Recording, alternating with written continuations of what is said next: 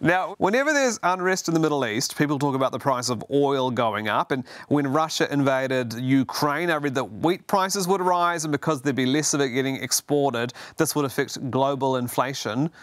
Why? You know, there's all these things that you read about, and it sounds extremely complicated and, you know, very convoluted, but it really comes down to a really simple thing, and it's supply and demand. And it's the same for absolutely anything.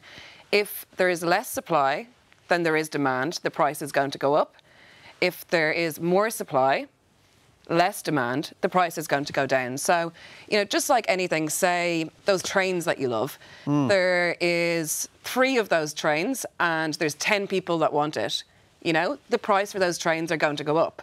Now switch it, there's 10 trains, but unsurprisingly, there's only 3 people who want it. 1, 2, 3. I'll let you guys fight over the third. That price is going to come down. So it's similar to what we're seeing in the world events in terms of oil. If the threat of supply of oil, if that becomes a concern, you know, sometimes you see a bit of an overreaction, but you see prices go up because there's still the same amount of people that, you know, need to heat their homes, etc., and need this oil. So it really comes down to supply and demand. And when one exceeds the other, that's when you do have an impact in terms of pricing up or down. Now, I don't want to sound like I'm making everything about me, but why does war in other countries far away make it more expensive when I want to pop out and get a cheeky toasted Sammy?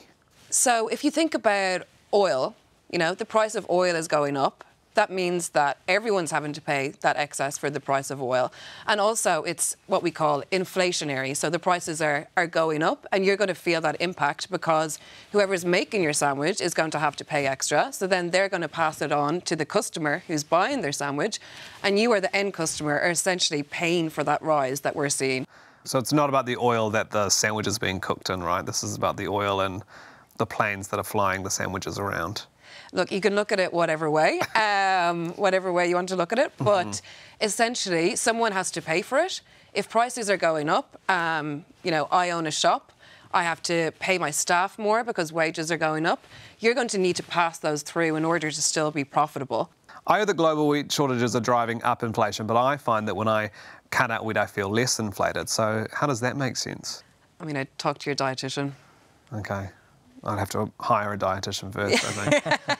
So what else causes inflation? And do we ever get, like, deflation, both in terms of money and in terms of me after I've had some gluten? Yeah, look, inflation, you know, prices do go up certain periods, and then we do have inflation coming down, so your deflationary environment as well. And, you know, a lot of factors go into it. If we take New Zealand, OK, so we import a lot of things. So we are reliant on whatever the prices are offshore. That has a massive effect. So, you know, the price of oil going up, commodities going up from offshore, that has an impact on New Zealand. But there is a certain portion of inflation that's generated here in New Zealand. So, you know, there is external factors that come into it. But if you keep going every day to buy that sandwich and it's, you know, keeps going up and it's a crazy price by the end of it, but you're still spending on that sandwich, you're adding to this inflationary environment by continuing to pay the price. Wow, I'm part of the problem.